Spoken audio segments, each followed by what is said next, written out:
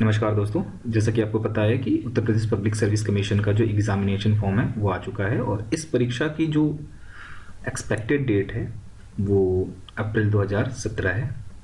और इस परीक्षा और इसके सिलेबस को ध्यान में रखते हुए हमारे द्वारा जो है वर्ष 2017 की प्रारंभिक परीक्षा के लिए most important MCQs part 1 provide किया जा रहा है। और अगर इस वीडियो पर रिस्पॉन्स अच्छा रहा तो हम इस वीडियो को आगे कंटिन्यू करेंगे और कोशिश करेंगे कि अपनी अपकमिंग जो भी वीडियोज़ हैं उसमें हम इस सिलेबस को कवर करें या कवर कर सकें। सो फिर आगे बढ़ते हैं। जैसे कि मैंने आपको बोला कि वीडियो का पार्ट 1 है, सो आगे बढ़ते हैं और पहला प्रश्न लेते हैं। पहला प्रश्न जो है वो है कि सूर्य की जो ऊर्जा है उसका स्रोत जो है वो क्या है। सूर्य की ऊर्जा जो है वो उत्पन्न होती है, कहाँ से उत्पन्न होती है। आपके पास जो है 4 ऑप्शन है, ये आप देख सकते हैं, ठीक है। आपके पास 4 ऑप्शन है और इसका जो सही उत्तर है वो है नाभिकीय संलयन। ये जो है नाभिकीय संलयन के द्वारा जो है वो ऊर्जा उत्पन्न होती है। दोस्तों, मुझे अगर जिस क्वेश्चन में लगेगा कि मुझे थोड़ा बहुत इसे डिक्टेट करना चाहिए, बताना चाहिए, मैं उसे बताऊंगा। और जिस क्वेश्चन में मुझे उसकी आवश्यकता महसूस नहीं होगी मैं उसे स्किप कर जाऊंगा, सिर्फ उत्तर बता के। तो अगर हम इस नाभिकीय संलयन की बात करें तो आपको पता होगा कि जो ब्रह्मांड है और अन्य तारे हैं उनकी ऊर्जा का स्रोत वहां पर होने वाला नाभिकीय संलयन है, ठीक है। सबको पता है कि ब्रह्मांड और जो सूर्य है तथा ब्रह्मांड के जो अन्य तारे हैं जो उनकी ऊर्जा का स्रोत है वहां पर होने वाला नाभिकीय संलयन है। और सूर्य का जो अधिकांश भाग है वो हाइड्रोजन तथा हीलियम का बना है। और अगर मैं प्रतिशत में बात करूं तो हाइड्रोजन जो है वो 71% और हीलियम जो है वो 26% है। जो सूर्य के केंद्र का ताप है लगभग 2 करोड़ डिग्री सेल्सियस है ये, ठीक है। और इतने अधिक ताप पर जो है हाइड्रोजन नाभिकों का संलयन हीलियम नाभिक से होता रहता है। तो इसी बेस पे हम कह सकते हैं कि नाभिकीय संलयन से जो है वो सूर्य की ऊर्जा जो है उत्पन्न होती है। नेक्स्ट है आपका कि निम्न तापी इंजनों का अनुप्रयोग कहाँ किया जाता है, जिसे हम क्रायोजेनिक इंजन कहते हैं। आपको पता है कि ये टर्म अभी वर्तमान में बहुत इंपॉर्टेंट है। क्रायोजेनिक इंजन, बहुत सारे कंट्रीज इसके लिए एफर्ट कर रहे हैं, मेहनत कर रहे हैं ये टेक्नोलॉजी को पाने के लिए। और ये टेक्नोलॉजी अभी करंट में जो है वो 4 देशों के पास है, जिसमें भारत भी है। तो आपको यहाँ बताना है कि जो निम्नतापी इंजन है इनका प्रयोग कहाँ किया जाता है। और इसका जो सही उत्तर है वो है रॉकेट में। जैसा कि आपको पता होगा कि ये रॉकेट के जो है तीसरे चरण में ये यूज होता है क्रायोजेनिक इंजन। और जो क्रायोजेनिक इंजन है इसमें ईंधन के रूप में द्रव हाइड्रोजन और द्रव ऑक्सीजन का प्रयोग किया जाता है। और ये जो है संचार उपग्रहों को भूस्थैतिक कक्षा में 36,000 किलोमीटर की ऊंचाई पर स्थापित करने के लिए जो है वो इन इंजनों का यूज हम करते हैं। और अभी जो अगर हम करंट की बात करें वो विश्व में केवल 4 देश हैं, संयुक्त राज्य अमेरिका, रूस, फ्रांस और भारत। इन्हीं के पास ये क्रायोजेनिक इंजन बनाने की जो है ये टेक्नोलॉजी मौजूद है, इन्होंने ये सफलता प्राप्त की है।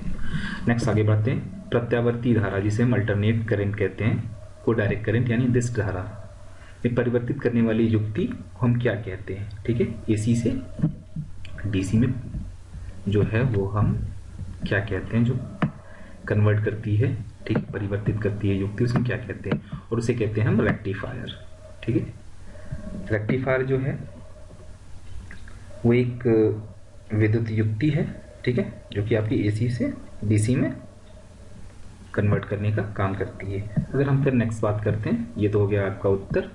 हम बाकी ऑप्शंस की भी बात करते हैं। अगर हम इन्वर्टर की बात करें तो जो इन्वर्टर है ये भी एक विद्युत सर्किट होता है और ये जो है ये डीसी को एसी में परिवर्तित करता है। याद रखें, ये इसका काम जो है वो डीसी टू एसी है, ठीक है। ये जो है डीसी टू एसी काम करता है और रेक्टिफायर जो है वो एसी टू डीसी, जैसे कि मैंने आपको बोला।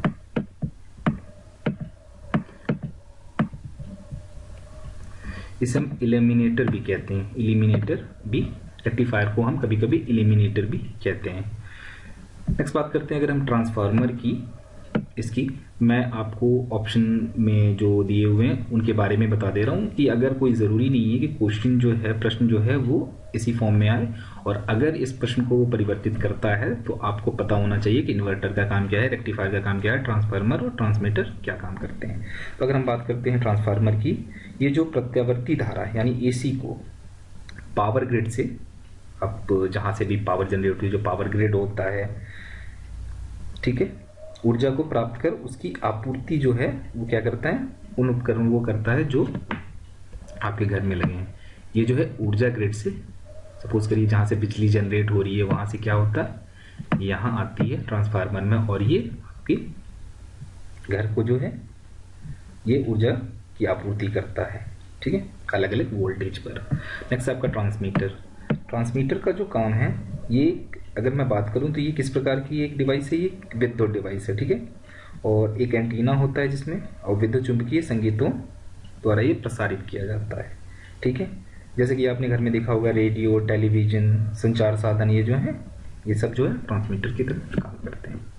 नेक्स्ट है आपका पेड़ की आयु का पता लगाया जा सकता है, ठीक है, पेड़ की आयु का पता लगाया जा सकता है, ये आपका प्रश्न है, और नीचे आपके पास 4 ऑप्शन है, और इसका उत्तर है उसके धड़ और वलयों की गणना करके।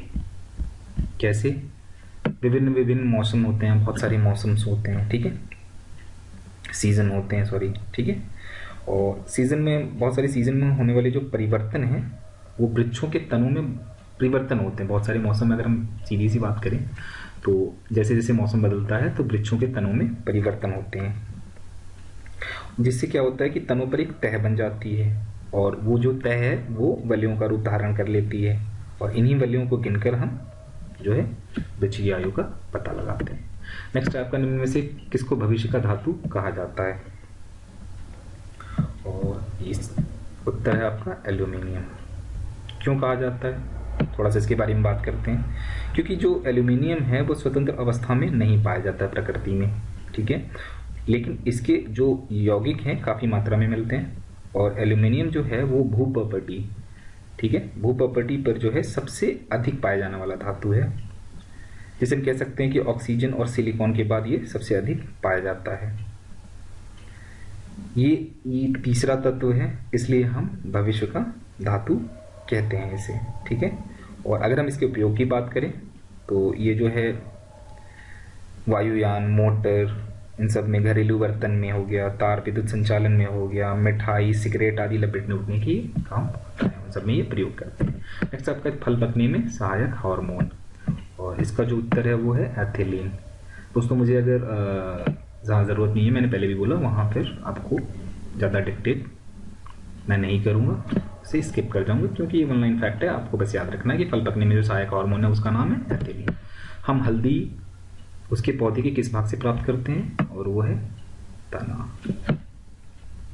नेक्स्ट है आपका खाद्य पदार्थों को परिरक्षित, ठीक है, उसको प्रिजर्व रखने के लिए, सेफ रखने के लिए हम किस रसायन का यूज़ करते हैं, और हम यूज़ करते हैं सोडियम बेंजोएट का, ठीक है, सोडियम बेंजोएट का हम यूज़ करते हैं। नेक्स्ट है आपका किस कालानुक्रम में निम्नलिखित घटनाएं हुई थी। बहुत ही इंपॉर्टेंट क्वेश्चन है, आप इसको ध्यान से देखें, बहुत बार पूछा जाता है, बार बार रिपीट होता है, एक अच्छा क्वेश्चन है, तो आप इसे ध्यान से देखें, और इसका उत्तर है 4, 3, 2, 1 यानी सी। अगर मैं इसकी बात करूं समय अनुसार तो सबसे पहले जो होगा वो चंपारण होगा, चंपारण ये है आपका फर्स्ट, ठीक है। क्यों? ये जो हुआ था वो 1917 में हुआ था, और जैसा कि आपको पता होगा, और नहीं भी पता है तो मैं आपको बता रहा हूँ कि बिहार के एक जो किसान नेता था जिसका नाम राजकुमार शुक्ल, आपको पता होगा अगर आपने हिस्ट्री थोड़ी बहुत पढ़ी है, उनके आग्रह पे जो है गांधी जी चंपारण पहुंचे थे, और वहाँ किसानों, जो वहाँ के किसान थे, उनको अंग्रेजों द्वारा जबरन नील की खेती कराने तो जो है वो बाध्य किया जाता था, और वहीं पर ये 3 कठिया पद्धति थी, ठीक है। तो ये जो चंपारण सत्याग्रह जो है वो वहीं पे बेस्ड है, इसी घटना से बेस्ड है, और ये था, ये 1917 में था, ठीक है। अगर मैं इसका कालानुक्रम देखूं तो ये था 1917, ठीक है। दूसरा बात करते हैं, दूसरा है आपका Rowlatt act. Sir Sydney Rowlatt आपको पता है, और ये जो आया था, ये आया था 1919 में। अगर मैं डेट की बात करूं तो ये आया था 1919 में, जिसे काला कानून भी कहा गया था। और आपको पता है कि ये जो है क्रांतिकारी गतिविधियों की देखरेख के लिए एक समिति गठित की गई थी, और जिसे गांधी जी ने बिना अपील, बिना वकील और बिना दलील वाला जो काला कानून कहा था इसे। तो ये जो हुआ था वो 1919 में हुआ था। नेक्स्ट है आपका जलियांवाला बाग हत्याकांड, ये भी जो है 1919 में हुआ था। ठीक है, 1919 में जलियांवाला बाग हत्याकांड हुआ था। और आपको पता है कि ये जो है जनरल डायर ने जो है वो निहत्थी भीड़ पर अंधाधुंध गोलियां चलाई थी, तो अमृतसर में। तो ये हो गया जलियांवाला बाग हत्याकांड। और जो अंतिम है वो है चौरा चौरी, जो कि 1922 में हुआ था। तो ये है इसका घटनाक्रम, और जिसके बाद से ही, इस चौरा चौरी घटना के बाद से ही जो है आपको याद होगा कि महात्मा गांधी ने अपना जो असहयोग आंदोलन है वो वापस ले लिया था। तो मैंने आपको थोड़ा बहुत याद रखने के लिए एक एक लाइन सबसे बता दी। ठीक है, और ये क्वेश्चन बहुत इंपॉर्टेंट है, आप इसे याद रखें। नेक्स्ट है आपका 10वां क्वेश्चन है कि निम्न भारतीय नदियों में से कौन सी जो है वो एस्चुरी बनाती है। ठीक है, निम्न भारतीय नदियों में से जो है वो कौन सी है जो एस्चुरी बनाती है। ठीक है, और इसका जो उत्तर है वो है तापी। ठीक है, इसका जो उत्तर है वो है तापी। अब हम बात करते हैं थोड़ी बहुत एस्चुरी की। जो एस्चुरी है ये एक ऐसी, जिसे हम कहें अगर अर्ध संलयन तटीय स्थलाकृति, ठीक है, होती है ये, और जहां पर एक या एक से अधिक नदियां समुद्र में मिलती हैं। ठीक है, और अगर मैं बात करूं कि विश्व की सबसे बड़ी एस्चुरी जो है वो सेंट लॉरेंस नदी है, और ये कहाँ है, ये उत्तरी अमेरिका में है। अगर हम भारत में बात करें तो भारत में अरब सागर में गिरने वाली नदियां नर्मदा और ताप्ती एस्चुरी का निर्माण करती हैं। एक नर्मदा और ताप्ती जो है वो एस्चुरी का निर्माण करती हैं। नेक्स्ट है आपका, भारत का निम्न में से कौन सा क्षेत्र जो है, कौन सा जो क्षेत्र है वो उच्च तीव्रता की भूकंपीय मेखला में नहीं आता है। ठीक है, जहां पर भूकंप अगर हम बात करें तो यहाँ पर भूकंप की संभावना बहुत कम है, और बहुत कम चांस होते हैं भूकंप से किसी तरह की दुर्घटना होने की, और वो है कर्नाटक पठार। अगर हम थोड़ा भूकंप के बारे में जानें तो जो है भारत को जो है 5 भूकंपीय मेखला क्षेत्रों में बांटा गया है, जिसमें जोन 5 सर्वाधिक संवेदनशील, ठीक है, और जोन 1 सबसे कम संवेदनशील है। ठीक है, और अगर हम इसके बारे में बात करें तो अगर हम जैसे रिक्टर स्केल पर बात करें तो 5 की तीव्रता तक के भूकंप इस पे जोन 1 में आते हैं, जोन 2 में जो है वो 6 की, और जोन 3 में जो है वो 7 की, जोन 4 में जो है वो 8 की, और जोन 5 में है वो 9 की। ठीक है, तो आगे बढ़ते हैं। भूमध्य रेखा के निकट किस प्रकार के वन पाए जाते हैं। प्रश्न है आपका कि भूमध्य रेखा के निकट किस प्रकार के वन पाए जाते हैं, और इसका जो उत्तर है वो है उष्णकटिबंधीय वन। थोड़ा सा उष्णकटिबंधीय वन के बारे में जानते हैं। आपको पता होगा कि भूमध्य रेखा या विषुवत रेखा के जो निकट है वो सालों भर उच्च तापमान रहता है, उच्च तापमान होने की वजह से जो है वो अधिक वर्षा होती है। सो इसी कारण जो है वो यहाँ पर उष्णकटिबंधीय वन पाए जाते हैं।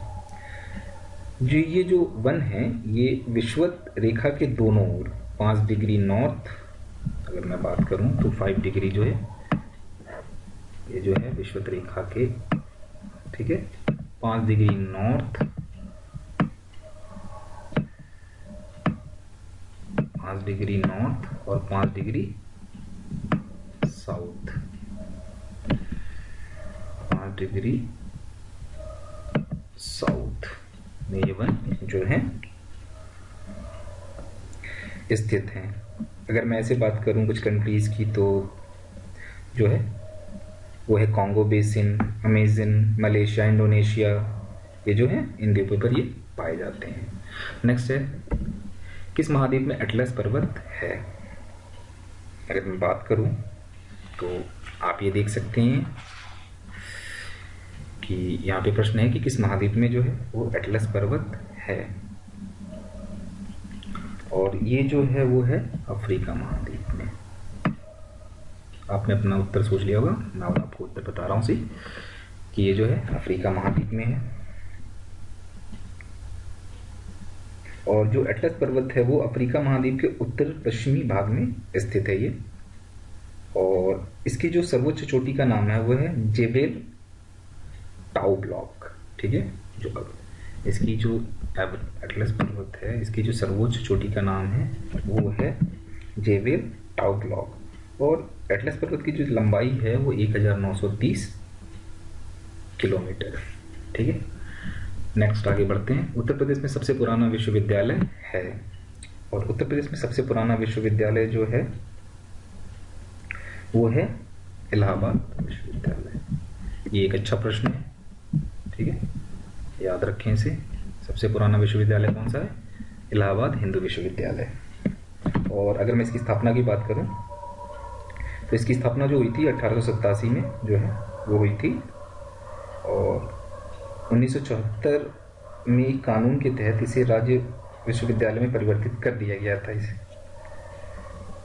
ठीक है, इसकी जो स्थापना हुई थी वो 1887 में हुई थी, और एक कानून पास करके जो है इसे राज्य विश्वविद्यालय में परिवर्तित कर दिया गया था 1974 में। नेक्स्ट है आपका किस वर्ष सोवियत संघ रूस बना, और इसका जो उत्तर है वो है, आप सबको पता होगा, मोस्टली लोगों को ये पता होगा, मैं फिर भी बता रहा हूँ। ये जो बना 1991 में, और इसका जब सोवियत संघ का ये विघटन हुआ था। ठीक है, सर्वप्रथम सोवियत संघ के अंतर्गत जो है लिथुआनिया ने स्वतंत्रता की प्राप्ति की, जो है लिथुआनिया जो है सबसे पहले स्वतंत्रता प्राप्ति की घोषणा की थी। और अगर हम उसके बात करें तो लाटविया, एस्टोनिया, ठीक है, इन लोगों ने बारी बारी करके जो है वो अपनी स्वतंत्रता प्राप्ति की घोषणा की थी। तो इसका जो उत्तर है वो है सोवियत संघ रूस कब बना? 1990। नेक्स्ट आपका भारत के किस राज्य में प्रदेश की राज्य मार्ग की लंबाई सर्वाधिक है, और इसका उत्तर है उत्तर प्रदेश। ध्यान से देखें इसे, इसका जो वो है उत्तर प्रदेश। नेक्स्ट है आपका नेपानगर में स्थित सबसे महत्वपूर्ण उद्योग है, और नेपानगर में जैसा कि आपको पता है ये है अखबारी कागज का, नेपानगर यानी मध्य प्रदेश। ठीक है, ये कहाँ है नेपानगर? ये है एमपी में। नेक्स्ट है आपका बैक्टीरिया की खोज सबसे पहले किसने की थी, और बैक्टीरिया की खोज सबसे पहले जो की थी वो है एबी ल्यूवेनहॉक ने। ठीक है, एबी ल्यूवेनहॉक ने।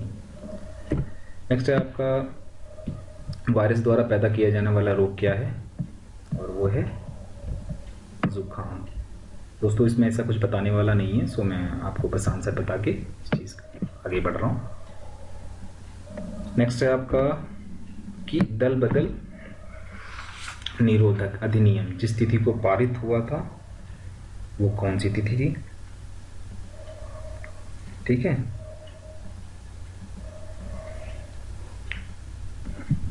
फिर से देख लें, बहुत इंपॉर्टेंट क्वेश्चन है कि दल बदल निरोधक अधिनियम जिस तिथि को पारित हुआ था वो तिथि थी 15 फरवरी 1985। दोस्तों ये थी 15 फरवरी 1985 को ही जो है संविधान में 10वीं अनुसूची जोड़कर दल बदल को रोकने के लिए कानून बनाया गया था। ठीक है, 15 फरवरी 1985 को ही संविधान की 10वीं अनुसूची, ठीक है, जोड़ी गई थी। और ये जो है दल बदल संबंध जो है 91वां संविधान संशोधन अधिनियम 2003 द्वारा यह व्यवस्था की गई कि दल बदल करने वाला कोई सांसद या विधायक जो है वो सदन की सदस्यता खोने के साथ साथ अगली बार चुनाव जीतने अथवा सदन के जो शेष कार्यकाल तक मंत्री पद पर या लाभ का कोई अन्य पद प्राप्त नहीं कर सकेगा। ठीक है। और ये कब कब किया गया? 91 संविधान संशोधन 2003 द्वारा। ठीक है। तो दोस्तों ये था मेरे द्वारा आपके लिए कुछ इंपॉर्टेंट एमसीक्यूज। और अगर आप चाहते हैं कि मैं इसी तरीके से इसको कंटिन्यू रखूं तो आप अपने फीडबैक दें, मेरे चैनल को सब्सक्राइब करें, लाइक करें। अगर आप कुछ पूछना चाहते हैं, किसी भी बारे में आप कोई जानकारी चाहते हैं मुझसे, तो आप कमेंट लाइन पर लिखें, मैं ज़रूर दूंगा। और आप ज़रूर बताएं कि आपको ये वीडियो कैसा लगा, क्योंकि आपके फीडबैक के बेसिस पे ही मैं इस वीडियो को आगे कंटिन्यू रखूंगा। और अगर आप कुछ परिवर्तन चाहते हैं इस वीडियो में तो वो भी मुझे सजेस्ट करें। तब तक के लिए दोस्तों बहुत बहुत धन्यवाद। Bye bye.